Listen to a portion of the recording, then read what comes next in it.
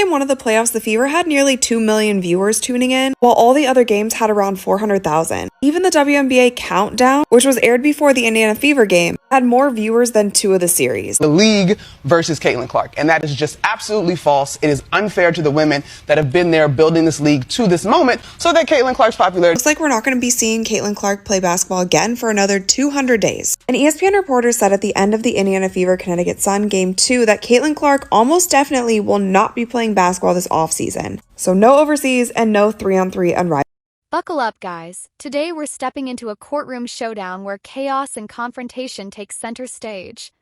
The judge opens with control, but it doesn't take long before the energy shifts. The mother is here for a show cause hearing after denying the father court-ordered parenting time.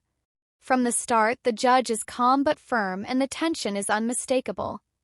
The father looks weary but composed, and when he confirms he hasn't seen his child in months, the courtroom mood gets heavier.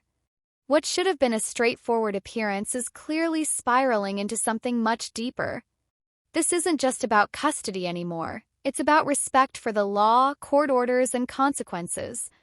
And just when things seem stable, the mother throws out excuses with zero accountability. The judge leans in, and we're about to witness some serious judicial heat. For the 2023 season, the WNBA had grown by 40% viewership from 2022 to 2023. But with Caitlin Clark's arrival, it's grown by 400% viewership. What that means is if the WNBA were continue to grow at the rate it grew from 22 to 23, it would take until 2028 to do what Caitlin... I wonder if Caitlin, in every post-game press conference, she came out and talked about the kind of hateful comments that she was getting. If she came out and told everybody the reason why she has personal security that goes with her every single place, it's a lot. And so it's not just Caitlin Clark fans or Indiana Fever fans. It is not all going in. All right, guys, here's where things take a sharp turn. The mother doubles the kid. The mother tries to pivot and bring up other concerns, but the judge isn't having it. She reminds her that if there were legitimate issues, she should have filed for a modification, not acted unilaterally. Courtroom gets thick with tension as the judge exposes how blatantly the mother ignored the process. No paperwork. No hearing. Just a flat-out refusal. That's not just bad parenting, it's a legal violation. The father's silence speaks volumes, and the judge's patience is visibly running out. We're watching a legal reckoning unfold, and it's just heating up. The wrong team. She's got the wrong skill set to handle the physicality of that league. And she's a rookie, targeted by society, targeted by her looks, targeted by her reputation, targeted by the disrespect that they've shown to the WNBA. She said, no, they're expecting this rookie class to be perfect. This rookie class isn't even one of the best rookie classes in the last 10. Caitlin Clark effect is definitely real. I mean, we can all see that. However, experiencing it in person is totally different. I was at the Fever and Indiana game last night. And the amount of 22s that I saw on the way to the arena and inside the Capital One arena might as well have just been a home game for Caitlin Clark. Not Indiana, Caitlin Clark. The thing is, that didn't surprise me. But what did surprise me was how packed the... Now this part gets real uncomfortable. The judge begins dissecting the mother's attitude, how she avoided service, ignored the father's rights, and dodged court orders like they were optional suggestions. And then comes the hammer. The judge threatens jail time.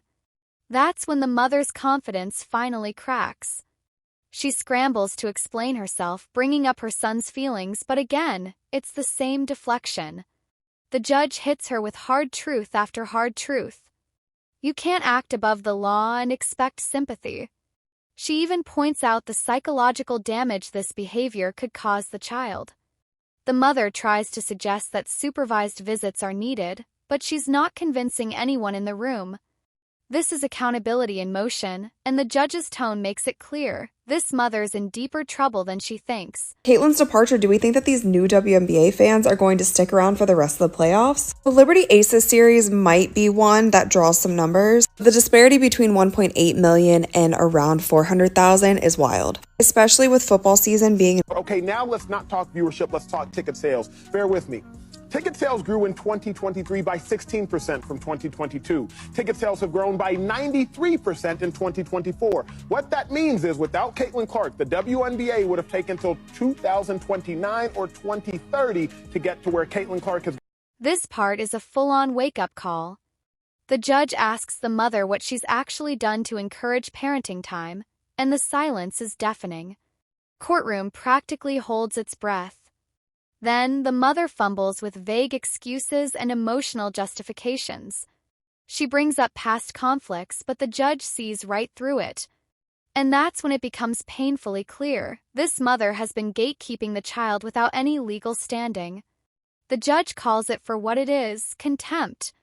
You can feel the room shift. Even the father, who's barely spoken, seems to know the tide is turning. It's one thing to disagree with a custody order. It's another to defy it completely. The judge lays out the next steps and tells the mother flat out that this isn't just a slap on the wrist moment. This is heading straight toward a penalty, and there's no backing out now.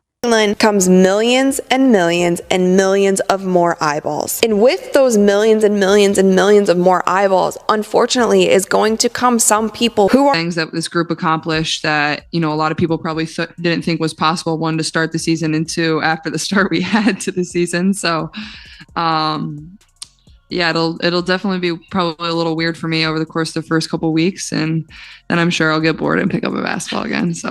At this point, things go from serious to severe. The judge announces she's preparing a contempt hearing, complete with sworn testimony and possible jail sanctions. That's when the mother starts panicking, interrupting the court and stumbling over her own words. She claims she was trying her best, but the timeline of her actions tells a different story. The judge calmly reminds her that the father has rights, and those rights were violated over and over. Suddenly, the mother's tone changes. She stops arguing and starts pleading. But the damage is done. The judge even brings up the possibility of sending the child to the father full-time. That strikes a nerve. You can see the mother realizing that her choices may have just triggered the very outcome she was trying to avoid. And the courtroom atmosphere? It's ice cold. The judge is done playing games. Part 6. Here, the judge takes full control. She gives the mother one final chance to explain her actions, but this time it's not to excuse herself. To own up. And when the mother starts talking in circles, the judge raises her voice and demands clarity.